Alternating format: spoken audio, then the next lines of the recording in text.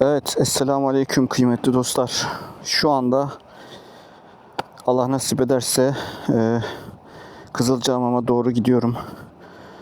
Bayağı yüklüyüm. Bir çalıştay çıktı Kızılcahamam'da. 3 gün süreydi. Ben de aslında arabayla gidecektim ama arabamda bir arıza meydana geldi. Ben de motorla gitmeye karar verdim. Hava güzel ama 3 gün sonra kar falan, yağmur, bilmiyorum ne olacak. Hayırlısı olsun bakalım. Hayırla gidip hayırla gelmek nasip olsun. Motorumu bayağı yükledim. Arka top case dolu.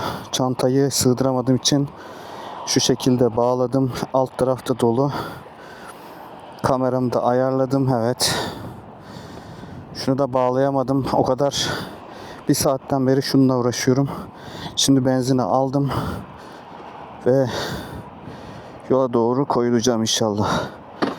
Hadi Bismillahirrahmanirrahim. Dostlar, Kızılcahamam'a D100 karayolundan gideceğim. Kamerayı pile bağlamayı da unuttuk ya. Neyse. Hava gördüğünüz gibi 20 derece. Ama 2 gün sonra eksilere falan düşecek yani. Düşünsenize ya. Ben de böyle gidiyorum. Kışlıklarımı aldım. Bir tane bir çift daha kışlık eldivenim vardı. Onu da aldım. İçten bir eldiven takmak için iç eldiven de vardı. Onu da aldım. Ama şu anda sadece bir kışlık eldivenle gidiyorum. Yağmurluklarımı aldım. Gerekirse onun da üstüne yağmurluğu giyeceğim. Yağmurluk da var. Montumun da içinde bir içlik var. Ama şu anda o da takılı değil. Şu anda hava çok sıcak olduğu için takmadım. Biraz ilerleyeceğim. Bolu'ya doğru vardığımızda, Bolu'ya gittiğimizde Allah nasip ederse Bolu biraz soğuk olacağını düşünüyorum. Gerede. Yeniçağ oralar. Oralarda tekrar bir üst değiştirmeyi düşünebiliriz. Yalnız böyle yolculuklar için yan çanta falan şart arkadaşlar. Yani kaldığım yerde otel için de minimum kıyafet ayarladım. Çok fazla kıyafet ayarlamadım. Zaten 3 gün olduğu için çok fazla bir şey yapmadım yani. Mevla görelim neyler. Neylerse güzel eyler. Şeyi sıfırlamayı unuttum ya. Dur Trip B'yi de sıfırlayayım dostlar. Öğrendim artık bunları sıfırlamayı şöyle. Trip B'yi sıfırlıyorum. Evet. Sıfırlayayım ki yakıt tüketimine de bakalım. Uzun yolda ne kadar yakıyor diye. Evet, şurası D100 karayolu. Ben de o yoldan Ankara yoluna. Otobana girmedim. Otobanı çok sevmiyorum. Böyle karayolundan gidip yeni yerler görmek, değişik yollardan geçmek güzel oluyor. Otobanda bir şey göremiyorum yani. Bu yolda işte biraz trafik ışıkları falan var. Biraz daha bizi zorlayacak o yönden.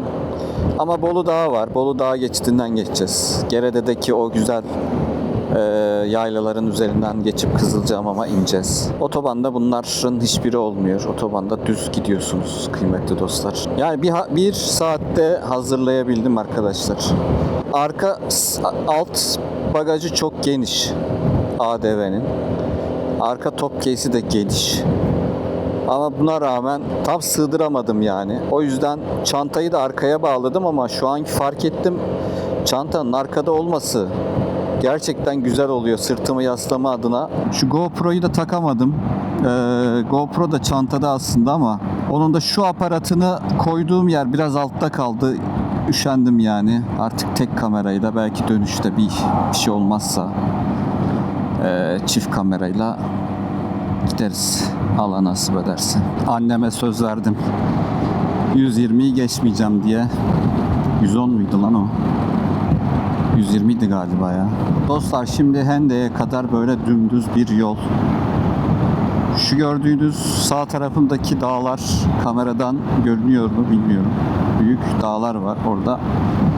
Bu Akyazı'nın, Hende'in yaylaları var. Allah nasip ederse o yaylalara da yazın tabii ki çıkabiliriz. Şu gördüğünüz dağlar Marmara'nın en büyük ikinci yükseltisi. En büyük ikinci dağı. İlki Uludağ.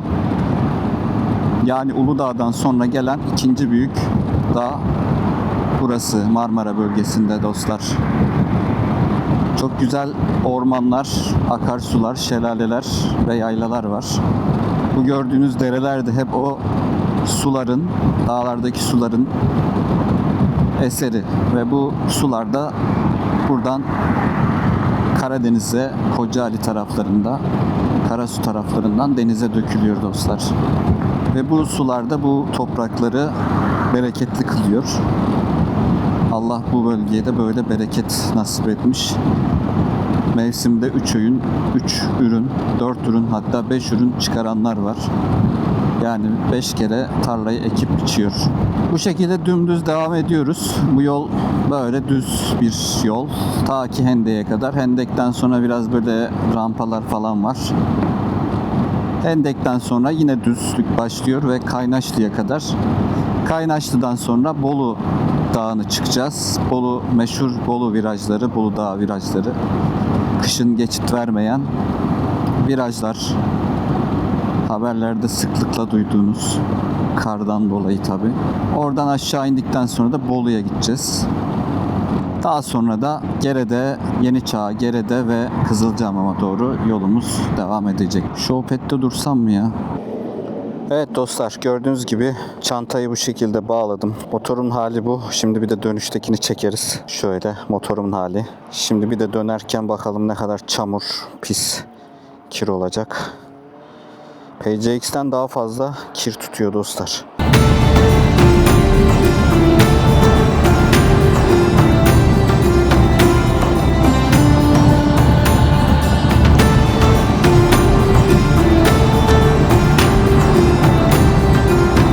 Şu köyün güzelliğine bakar mısınız ya? Vay be, ne güzel ya, ne güzel yapmışlar. Dağın dibinde, yeşilliklerin içinde. Neymiş? Çukurhan.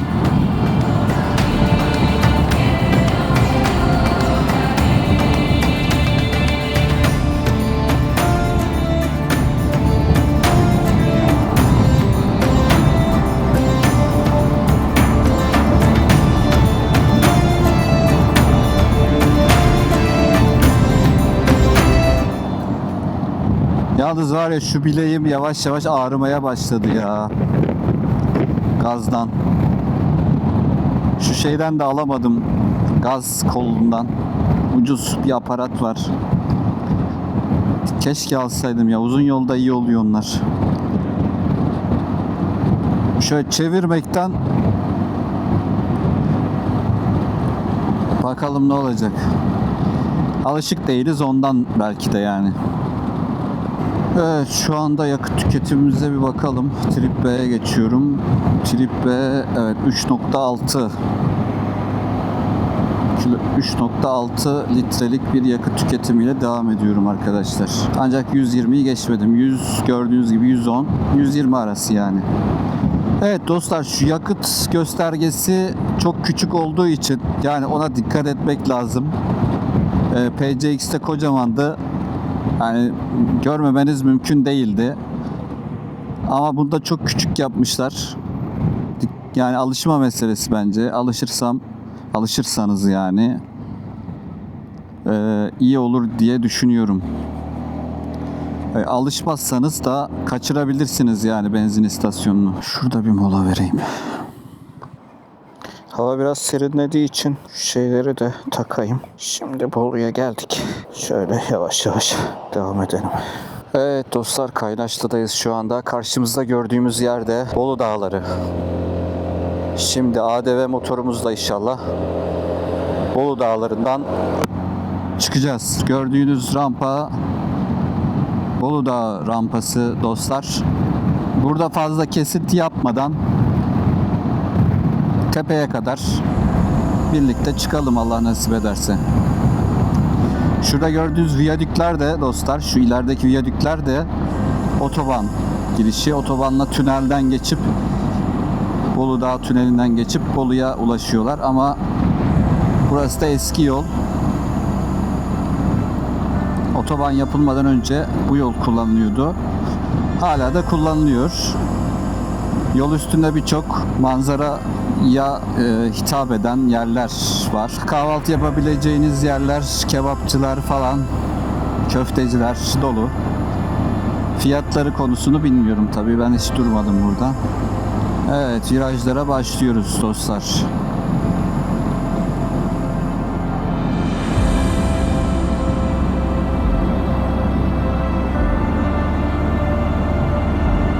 Bakın ta tepelere kadar çıkacağız.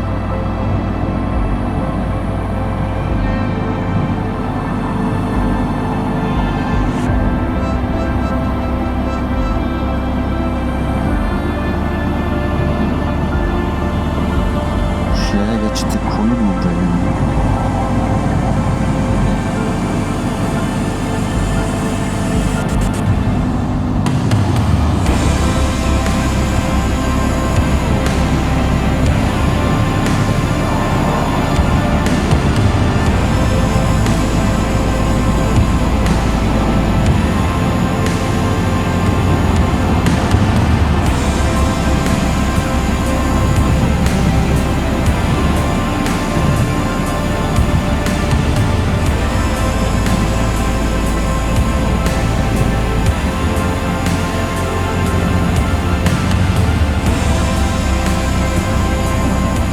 Bu boş ve dolu tankerlerin de dostlar bu otobanı kullanmasına izin verilmiyor. O yüzden dolu tankerler ve boş tankerler de bu yoldan çıkmak zorunda. Aslına bakarsanız yani şöyle rakımı da çok yok yani. Yüksek bir rakım da değil. 900 kaç metre? 900 küsür metre bir rakımı var Bolu Dağı'nın geçidinin. Şimdi geçince bakarız. Bakın şu üçgenlerde dostlar sisli havalarda yolunuzu bulmak için sis işaretleri, şeridi bulmanız için kullanılan işaretler. Malum burada sis ve kar çok oluyor. Şu viraj biraz geniş duruyor. Evet. Şeridimi kaçırıyordum neredeyse. Frene basmadım, gazı kestim.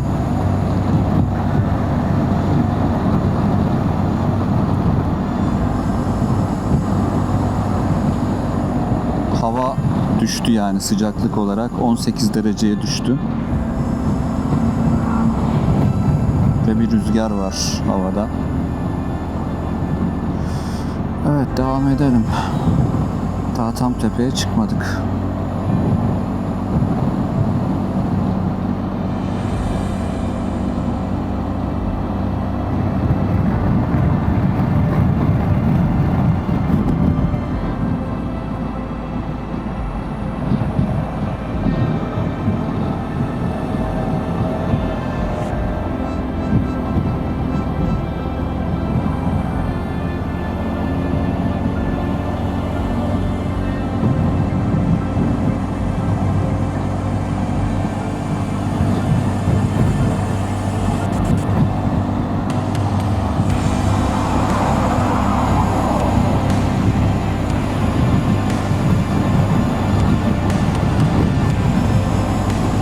Motor gerçekten ciğerli dostlar. Yani şu anda rampayı çok rahat bir şekilde çıkıyor hala. Yani gaz açmıyorum. Gaz açsam devam eder yani. Çıkar. Bu hız idealdir. O yüzden fazla da burada hız yapmak uygun değil. Ama gidişi falan çok iyi. Şu sulu yerden dikkatli geçelim. Tekerimiz kaymasın.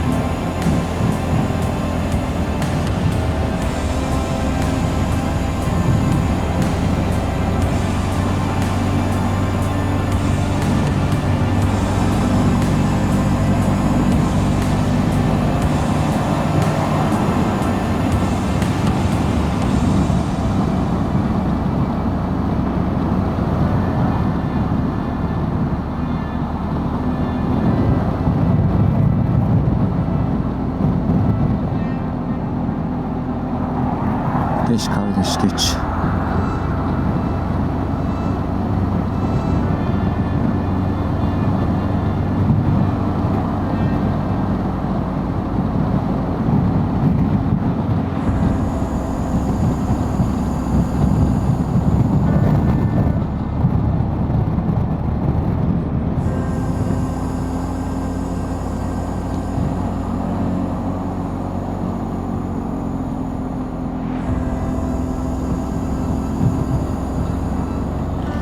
Virajlarda çok ustalığım olmadığı için dostlar çok yatırmaya da korkuyorum motoru.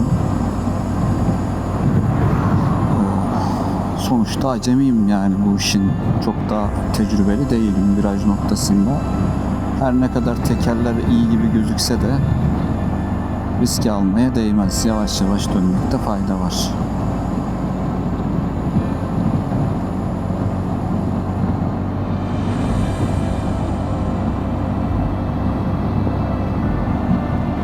Evet, manzaralı yerlere geldik dostlar. Yani şu manzaraya bakar mısınız? Yola bakmam lazım. Şöyle müthiş. Şurada bir yerde durup aslında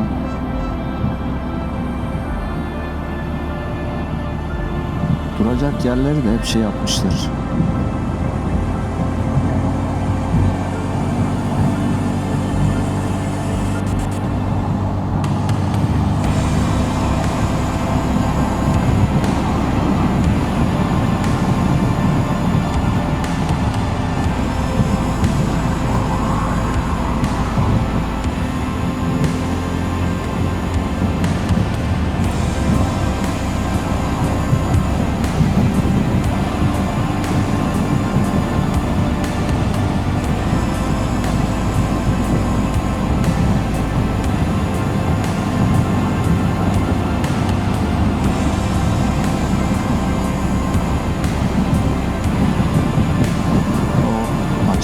Boya koktu ya.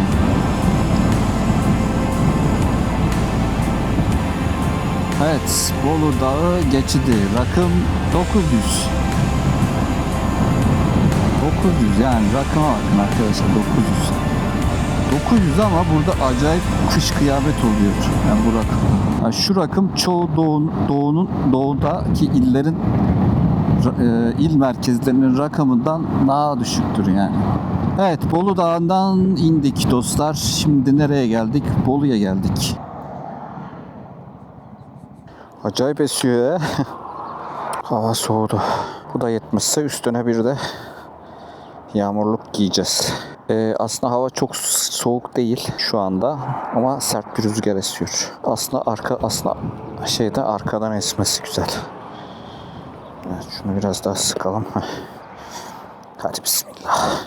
Evet, Bolu merkezden devam ediyoruz dostlar. Bolu'yu çıkacağız birazdan inşallah. Yakıtım 2 diş, 3 diş azaldı. Trip Bey bir açayım. 116 kilometre olmuş. 116 kilometre olmuş. 3.6 litre yakmışız.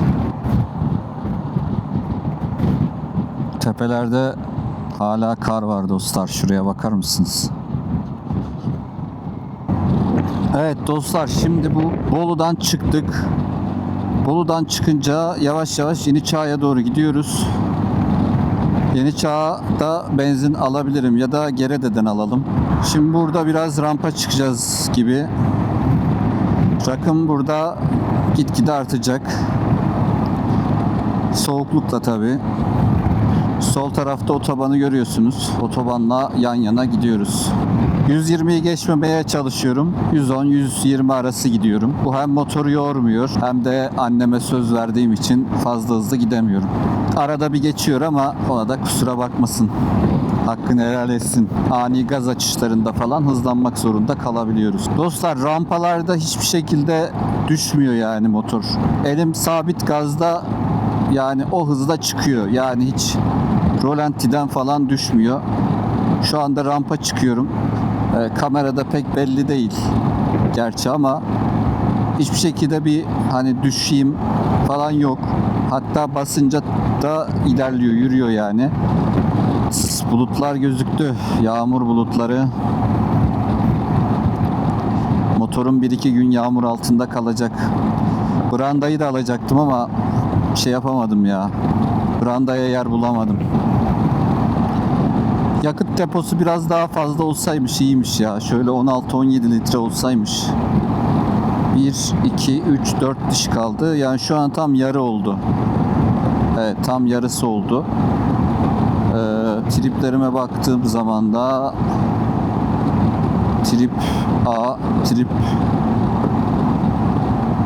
B 150 kilometre olmuş. Demek ki yani düz mantık bakarsak 300 kilometre gider bu motor bir depoyla. Şu anki yakıt tüketimi 3.6.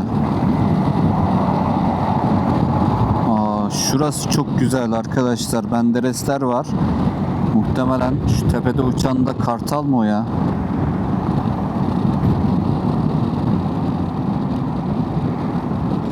Ya işte şimdi bir drone olsaydı şurada durup drone uçururdum yani. Göl karşıda bakın. Şimdi dostlar Honda'nın uygulaması var. Uygulamasından sabah bir servis randevusu almıştım. Honda Efe'den almıştım. 2 tane var zaten Ankara'da. Honda Efe ile Honda T ile başlayan bir şey daha vardı. Randevuyu sabah oluşturdum. Şimdi aradılar. Gerçi sabah da aramışlardı ama açamamıştım. Şimdi tekrar aradılar. Servisi aldım yani. Saat Cuma günü saat 3 uçağa doğru. Şu an gittiğim yerden Cuma günü çıkış yapacağım. Direkt Ankara merkeze Honda Efe'ye gideceğim. Orada BİM bakımını, rodaj bakımını yaptıracağız Allah nasip ederse. Onu da videoya çekebilirim diyeceğim ama o gün de çok böyle karla karışık yağmur falan olacak ama bakalım Allah nasip bir kolaylık gösterir Rabbim. Şu anda Bolu'nun en soğuk yerlerindeyim. 16 derece falan gösteriyor ama acayip sert bir rüzgar var dışarıda. Gerede 10. Ya aslında şöyle hava güzel olsaydı var ya. Sabah bir çıkardım. Abant'a giderdik. Oradan Hayrettin Tokadi Hazretlerinin dergahına. Oradan Gere'de de bir tepe var. Esentepe'ydi galiba. Oraya çıkardık falan. Geze geze giderdik ama şimdi biraz acele ediyorum. Sebebi yağmurun gelmesi durumu var. Yağmurda kullanmayı sevmiyorum çünkü. İleride kara bulutlar var dostlar. Yağmura denk gelecek miyiz acaba? Bakın şu direkte bir hız ölçer var. Direkt fotoğraf çekiyor. Şurada da var bakın. Millet buradan çok ceza yiyor. Gerede çıkışı burası. Bir de Gerede'nin öbür çıkışında Ankara'ya doğru olması lazım. Geçerken bir flash görürseniz muhtemelen ceza kesmiş demektir. Evet, burası Samsun yol ayrımı. Evet, Samsun yol ayrımı. Biz Ankara'ya şuradan gideceğiz.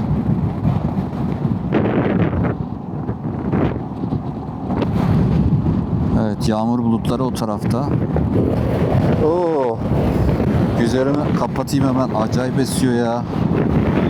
Sağdan vuruyor rüzgar. Önümüzde şimdi yine yaylalar ve çam ormanları var. Sakarya'da hava neydi? Burası ne ya? Oo. Acayip bir rüzgar var. Motoru oynatmıyor arkadaşlar. Motorda sıkıntı yok. Benim kaskımı bayağı bir yoruyor yani. Ay. Müthiş. Neresiymiş burası acaba?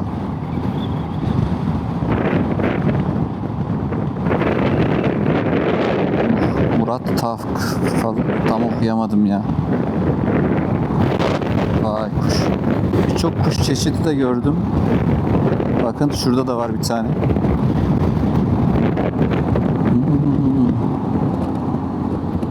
Şöyle devam ediyor. Ülkemizin her tarafı çok güzel dostlar. Şu köyün güzelliğine bakın ya. Camisi ve evleriyle birlikte.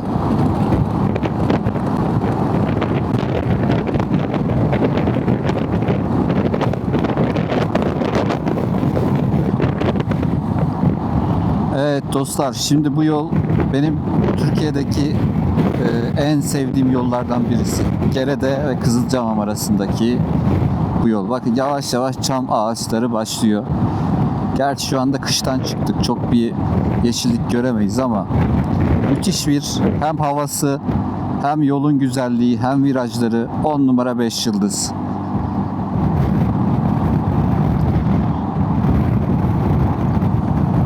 Yol ilerledikçe daha güzel yerler de göreceğiz. Bakın sağdan dere akıyor.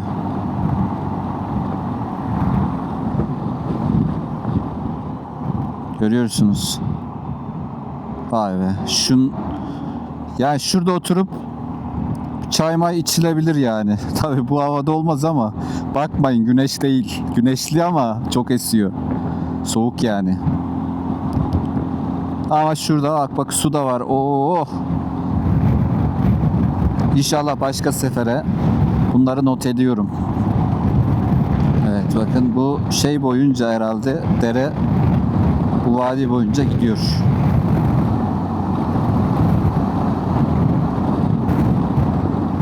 Bakın ağaçlar başladı. Büyük ağaçlar yani çam ağaçları. Uzun uzun. Şu vizörümü bir açayım.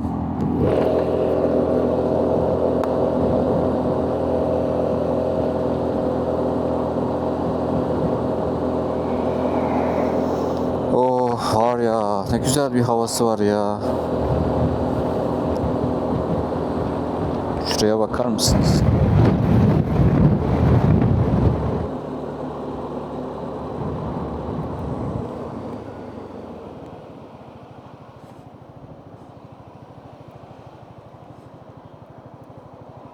Biraz geçtim ama. Şuraya bakar mısınız arkadaşlar? Tam fotoğraflık ya. Dur. Şurada bir fotoğraf çekebilir miyim? Neyse ya. Şöyle kameradan. Vay be. Oh çok güzel. Kahvem olsaydı şurada içerdim ya. Neyse devam edelim hadi.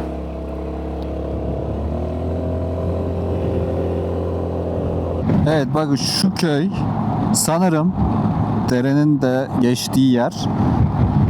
Sanırım yazlık ya da yayla. Çok fazla kişi kalıyor mu kalmıyor mu bilmiyorum. Ama müthiş bir yerde ya. Sizce güzel değil mi arkadaşlar? Dağ, orman, dere, gökyüzü, çam ağaçları ve bir köy. Neresiymiş burası ya? Ne yazıyor şurada? Heh. Süller Yaylası. Bak bura yaylaymış işte. Vay be çok güzel ya. Muhtemelen şu anda çoğu kişi kalmıyordur. Yavaş yavaş ama millet gelir. Yazın da çok güzel serin olur burası. 33 kilometre kalmış Kızılcamam'a. 33 dakika yani 30 dakikada varırız, yarım saat. Şu an saat kaç? 3 gibi varırız. Allah nasip ederse. Yolun nasıl geçtiğini anlamadım gerçekten. Çok keyif aldım ya. Motor da çok yormadı dostlar. Yani bayağı giderim yani bu motorla. Amortisörümü 3. kademeye aldım arkadaşlar. Yolculukta yüklü olduğum için bir de virajları daha güzel dönsün diye.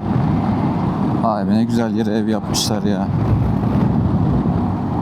Virajlarda daha güzel dönsün diye, biraz güvenli olsun diye 3. kademeye aldım.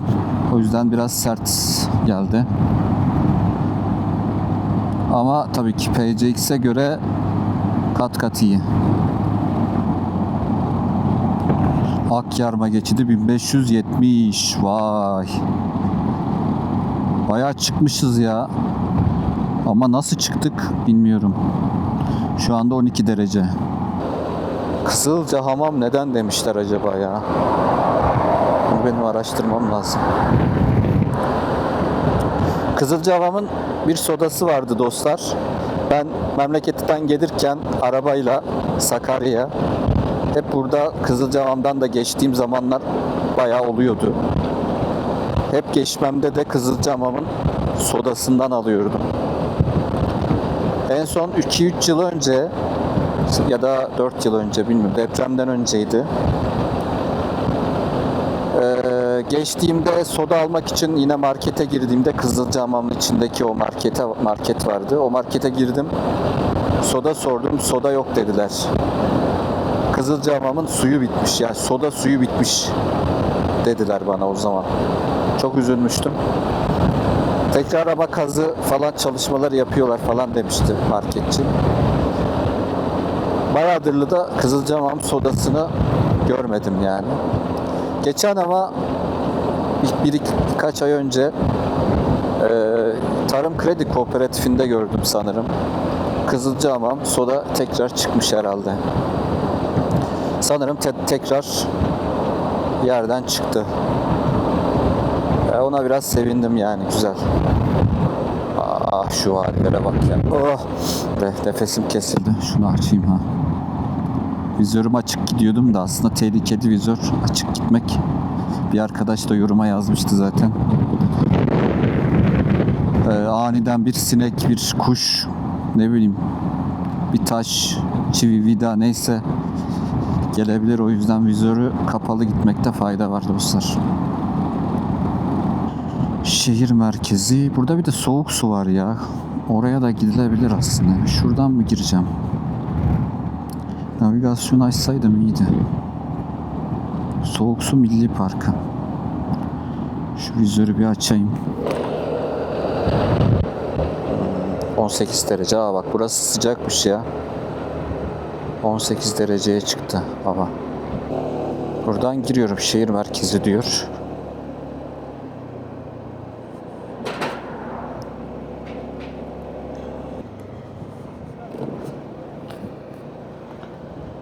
Evet, Kızılcahamam burası demek. Ben ama bu caddeyi hatırlamıyorum ya. Aşağı tarafta mıydı acaba? Şu caddeydi galiba.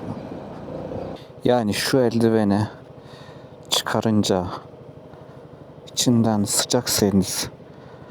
Ya arkadaş, bu kadar zor olabilir mi ya? Öf.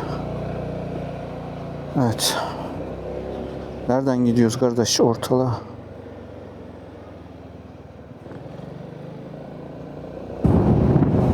Bayağı tersten girmişim ya. Evet dostlar, şu aşağıda kaldı. Karlardan geldik. Buradan aşağı döneceğiz. Bismillahirrahmanirrahim. Buradan da sağa döneceğiz. Şuraya park edebilirim aslında. Şöyle bir dolanayım. Şu taraftan bir gireyim. Şuraya da park edebilirim aslında. Buraya park edeyim ya, her tarafa park et. Kızılcahamam'dayız. Mekana geldik. Yavaş yavaş ben yerime yerleşeyim. Bir sonraki videoda görüşmek üzere. Yakıt tüketiminde sonra bakıp şu alta bir yere yazarım. Muhtemelen 3.6-3.7 yaktı arkadaşlar. Ama tam emin olduktan sonra şu alta yazacağım. Hepiniz Allah'a emanet olun. Esselamu Aleyküm kıymetli dostlar.